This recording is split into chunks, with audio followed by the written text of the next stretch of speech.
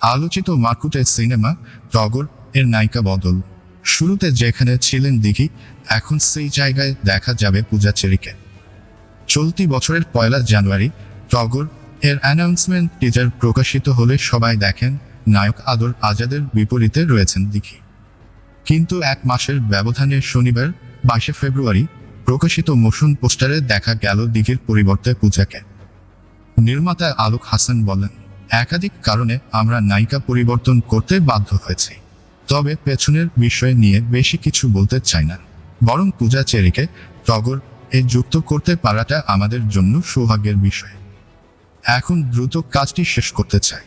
এরই মধ্যে শুরু হয়েছে টগর এর শুটিং। 25 ফেব্রুয়ারি থেকে ক্যামেরা ওপেন হলেও শুটিংয়ের উদ্দেশ্যে গোটা ইউনিট ঢাকা ছেড়েছে 2 দিন আগেই। আদর আজাদ বলেন, গত 4 মাস ধরে এই প্রজেক্টের সঙ্গেই আছি। মাঝখানে কেবল পিনিক এর শুট করেছি। অবশেষে টগর এর ক্যামেরা ওপেন হচ্ছে, এটা খুশির খবর। আমরা দারুণ আশাবাদী।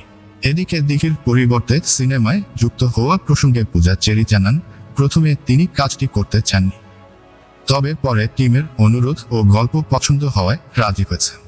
পূজা চেরি বলেন, আলোক হাসান ও আদর আজাদের সঙ্গে আগেও কাজ হয়েছে।